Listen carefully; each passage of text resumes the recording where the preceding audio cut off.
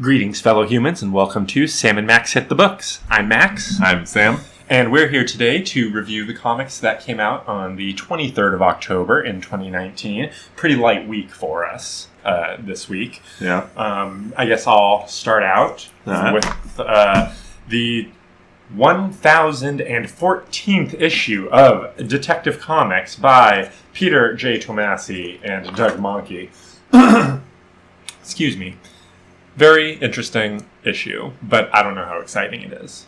Yeah, I mean, it's alright. It's definitely doing something new, because I can't think of a comic I've ever read where Nora Freeze has ever, spoken a line after, not in a flashback, before she got prison. Right. No, she's always been in the same position. I feel like if I did read that, it was in some sort of, maybe an Elseworlds or something where she, gets unfrozen and immediately dies, or something along those lines. But either way, it's interesting to see her character in this book, even if, to me, her character arc doesn't quite make sense. I don't know what it is.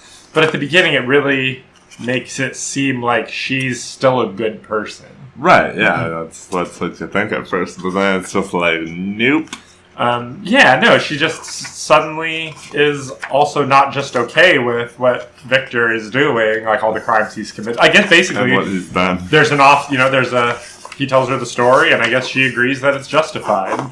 Here's everything I did for you. And I gotta say, my favorite thing in the whole issue is I love Mr. Freeze's outfit. His new modern getup. Right, with the ice fist. Right, one, sort of cool handgun-y looking, ice gun that goes in a chest holster. Right. And then, an Iceman ice fist and some wide boots. And, actually he looks a lot like Bloodshot in an interesting way. Yeah, it does. But yeah, I don't know, something about this, even though I feel like all the pieces are there, just was very fillery to me. I was just kind of okay. This continues to be a fight there. Everybody's executing fine. The art is good. The writing is fine. The characters are accurate to who they're supposed to be. But I'm just, already tired of this story arc. Yeah, well, I mean, it's happening in the past of what's currently going on in Justice League right now, which automatically makes it feel a little, doesn't lesser. This make it current to Justice League? This is Luthor setting off his plan, right? Right. Yeah, I feel like this is before Batman 77, it lets you know in the comics. Well, right, but Batman 77 is just connected to when Bane took over, which I guess we're supposed to be understanding that the whole Bane takeover situation thing with Batman is happening after all of the Perpetua stuff, which is weird because there's, no way I can make my brain accept that, Jarro's dad Batman is also Tom King's Batman right now. That's true. Yeah, no, it's real weird. And this feels like a sideshow compared to all of that. Right. It's it's fine. It's fine. Yeah. That's too freeze. I'm giving it a 4. A reluctant 4. Okay, I give it a 5. All right, cool. Next up, we're going to be talking about issue 2 of King Thor, Jason Aaron, and Esad Ribic. I don't know how to say it. I've been saying Esad, but who knows? Esad Ribic. But hell yes, King Thor. King Thor, This is the ish. Yeah, this is some crazy shit stuff that's happening here with what's this guy's name? Gorr. Gorr getting the Necro Sword. Loki revived him. And it seems like everybody else is dead except for Loki, Thor, he's so emo in this issue. Yeah, and Gorr. He's you were supposed to watch me kill him and then kill me because I want everything to Loki. Right. Gosh, You're not supposed to kill him. I'm supposed to kill my brother, and then you kill me. He can't not Loki. Yeah. Yeah, that's what's going on in this one. What is it called when we see the ultimate form of the Necro Sword? Oh, the Annihilablade. The Annihilablade, yes. Necro Sword has become the Annihilablade. Which Jason Aaron. That's a big sword, but we don't really see any more of it after that.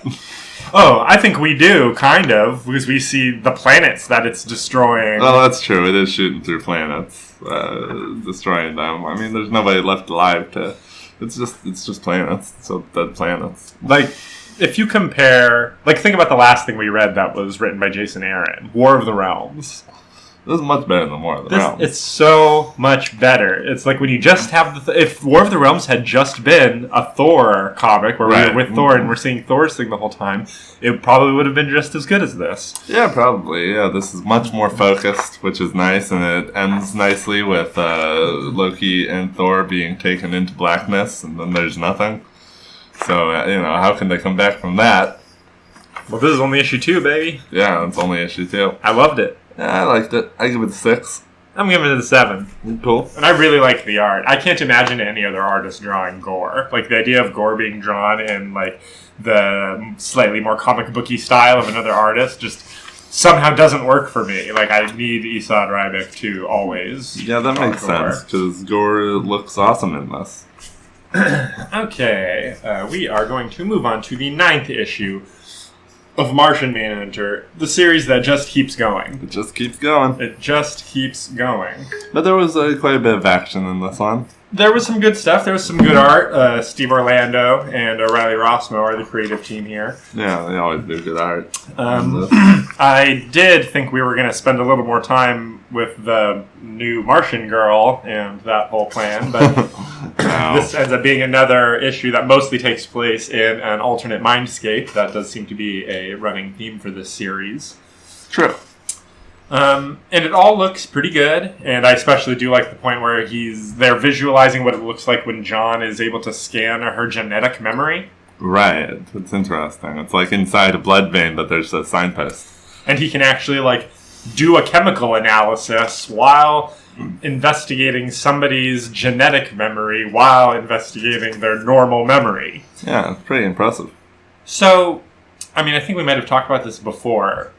Do you think this is supposed to take place in, like, the DC universe where other DC characters exist?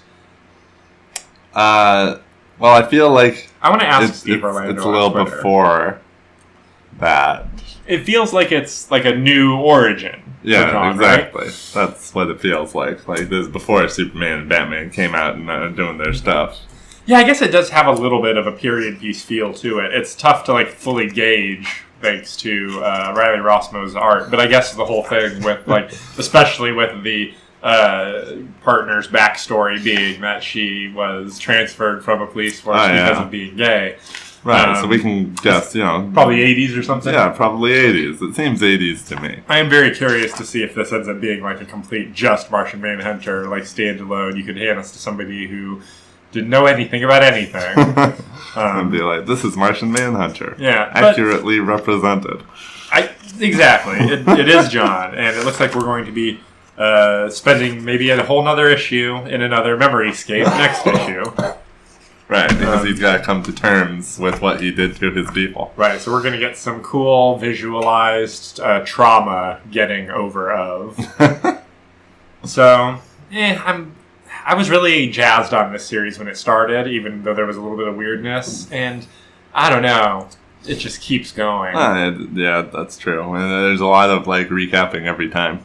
Yeah, we're on issue 9, and it doesn't feel like much has happened. That's true. I mean, it's partially because half the story is a flashback story, and then half is the main story being told. Right, and we've gotten so much relationship stuff with Mead and oh my god, you remember John. the name. Good job. Yes, Detective Mead and John. There's been so much of that, and then stuff with John Jones before Martian Manhunter took over his life after he died. I mean, there's been so much backstory. Yeah, and I do feel like this is the first time I've ever seen or heard of a comic that has really had any consideration for the John Jones that was, or even if there was a John Jones before, because I feel like in something like New Frontier, there never was, like, a regular John Jones. He just named himself John Jones and, like, went out and became a cop. Right. So, interesting. The art is very good. I do continue to enjoy Riley Rossmo drawing all the cool things he's being asked to draw. Yeah. I'm going to go ahead and give this one a 5. Alright, I give it a 6. Cool.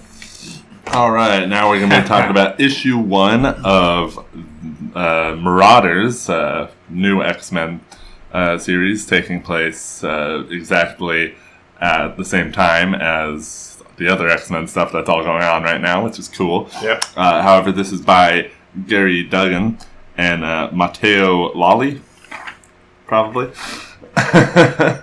Yep, sounds right to me. And yeah, that was cool because I didn't know what I was getting into, and then I opened it up to page 1, and it's just exactly the same stuff going on with Krakoa. Yeah, we are now into all of the dawn of X, the full relaunch, Right. where Hickman is like the architect of the overall line, but now we're going to get other writers doing their takes on various aspects. Right, which is awesome. And I mean, you call it a relaunch, but it's really just a next step. Very good point. Very good point. Yeah, it's very cool because it's not rewriting history. Yeah, It's just saying this is what's happening now. Unlike the Hickman stuff, this does feel more like, oh, just here's some X-Men comics. Yeah, that's true. It's what's going on with Kate Pryde. Kate Pryde. Kitty Pryde. She's not Kitty anymore, bro. She ain't Kitty no more. And this issue does a very good job of establishing that, both in the way she acts and also with the action that we get to see in this one, as the mutants of Krakoa go to liberate the mutants in Russia, where they're not allowing them to go to Krakoa. Right, that's turns out to be the thesis statement of this book, is that Marauders is the book about they're going to go and find anyone who wants to go to Krakoa and can't. Yeah. And they're also going to run, it sounds like, the illegal portion of the mutant drug Right. distribution. They're getting a handle on both the regular market and the black market through the Marauders, which also pretty cool. I do like the idea of a book that takes place on a traveling, like, giant cruise ship. Yeah, that's a cool thing too. I'm into that. And we got some cool players, Kitty Pryde, of course, and we got Pyro. The original Pyro is back. Right. One of the first... Oh, I can't remember his last name, but it's one of those guys whose name, like, it looks like it's St. John, but it's pronounced Sinjin. Right. Yeah. And he's apparently one of the first, or the first mutant who got resurrected. Kind of the test subject, and he's kind of irked about that, but what are you going to do? I think Pyro's been dead for a long time. It seems that way. Which I wonder how much that kind of thing is going to come up and be very casually dismissed in this run. But why do you think Kitty can't get into Krakoa? Why do you think Krakoa doesn't like Kitty? Why didn't anyone ask Doug? Well, I mean, I assume it has something to do with the fact that her power is going through things? Literally going through things. That going through something that changes where you actually are just might not work for her. Interesting. So you think it might not have anything to do with Krakoa at all, and it might just be Kitty's power makes her immune to Krakoa's teleportation? That's kind of what I assumed, but I don't know about her history with Krakoa. Right. So that's what I would naturally assume. Doesn't she, like, ask, like, what did I ever do to you or something? So, like, if there is some history, I don't think she remembers what it is. Right. So, granted, it's weird. So I'm taking it that you enjoyed this comic. Yeah, I enjoyed this comic. Interesting, because I was pretty cold at the end. I was like, okay, I get the idea, and I'm not compelled. But you would want to read issue 2 of this? Yeah, I'd read issue 2 of this. As long as we get more of the action we get in this one, which I liked very much. Kitty taking down all the Russian soldiers. You get to see all their bullets and their swings just go through her, and followed by a kick from her. She takes a gun and warps it into 2 guys' legs and just leaves it there, which is pretty gross. Yeah, I mean, I like this fairly well. I'd give it a 6.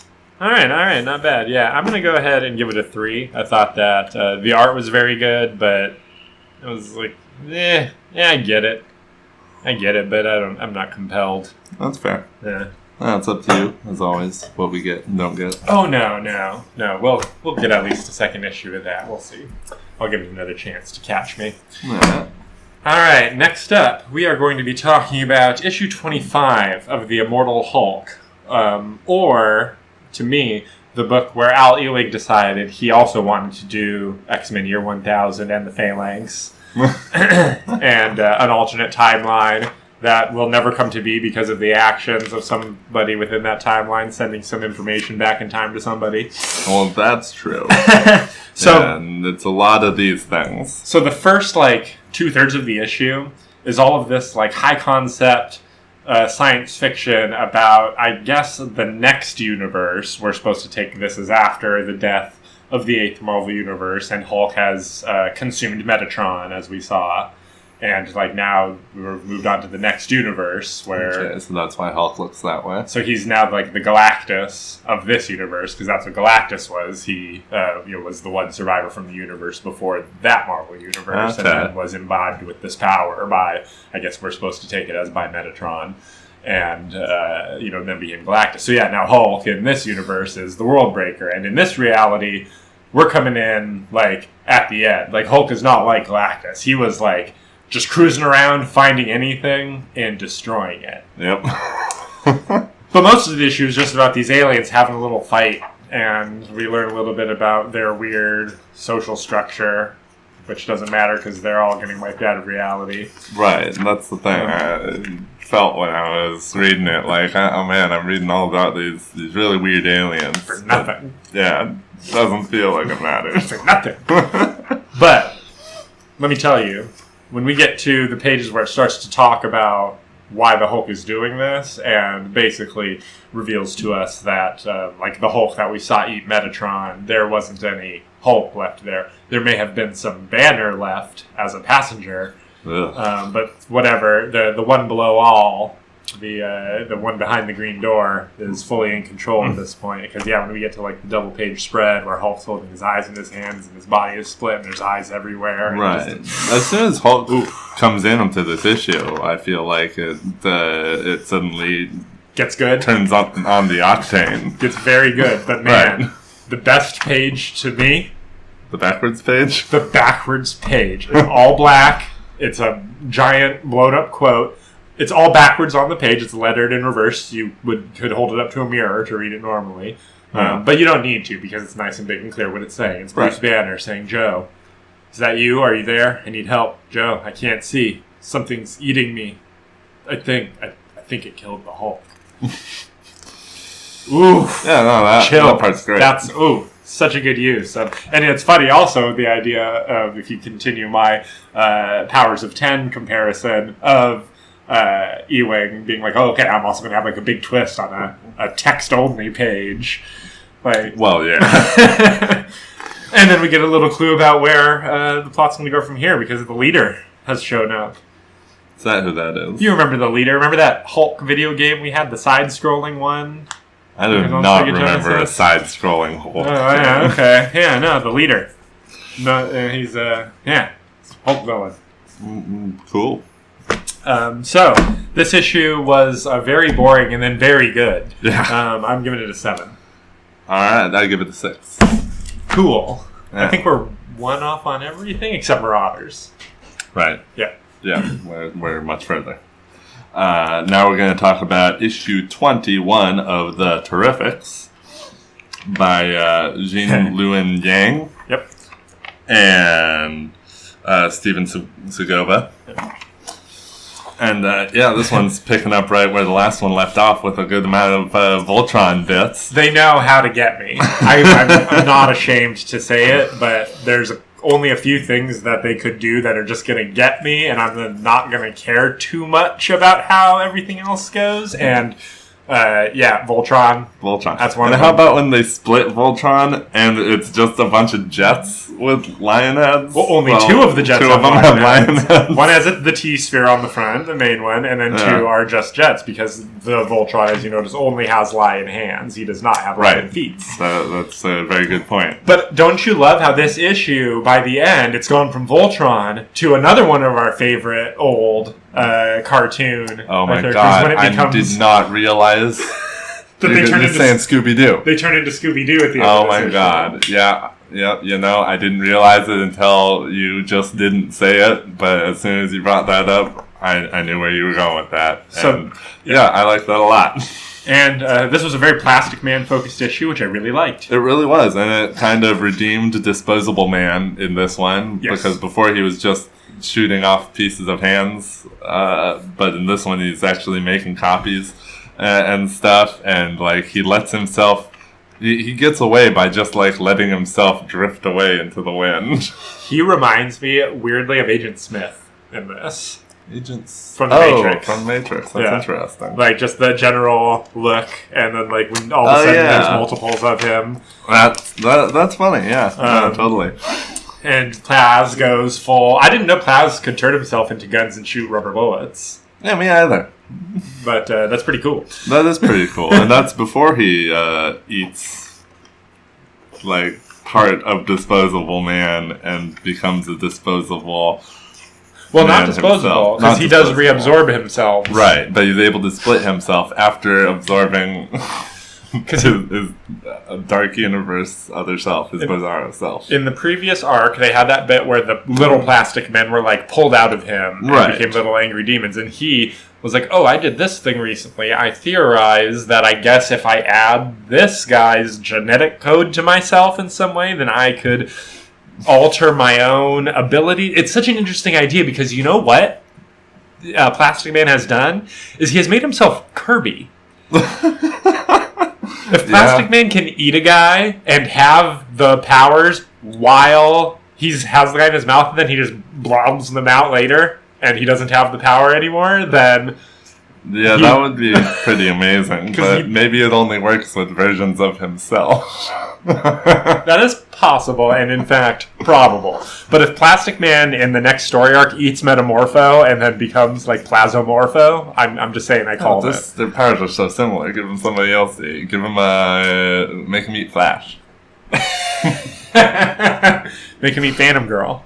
Yeah, there you go. Super stretchy, and he can go through anything. Yeah. Ooh, now that's a combination that spells success. See, this is just comics. This is the kind of comics that he is delivering a strong issue, but peppering it with enough interesting little things throughout to never really let you get bored. Yeah, exactly. And because of that, this was one of the things that entertained me the most this week, and I give it a 7.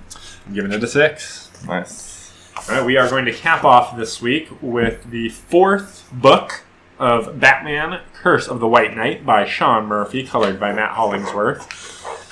This is a very Batgirl-centric issue. Yeah. As we get a lot of her reactions to, we get the extended sequence of Gordon being confirmed dead.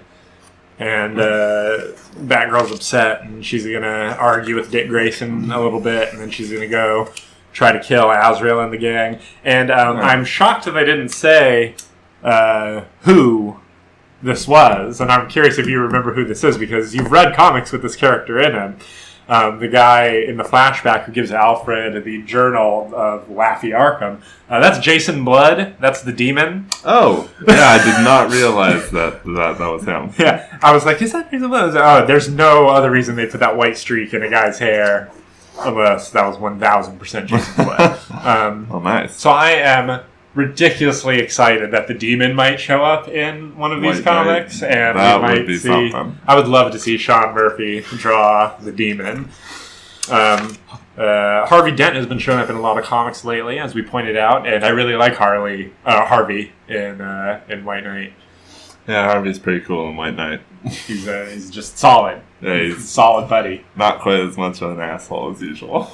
And we get some action sequence as Barbara is able to relatively easily figure out where Azrael is using some good old-fashioned detective work and is about to go on a murder spree. Batman shows up just in time and chooses not to shoot Azrael and thereby allows Barbara to possibly be crippled. No, Barbara gets crippled.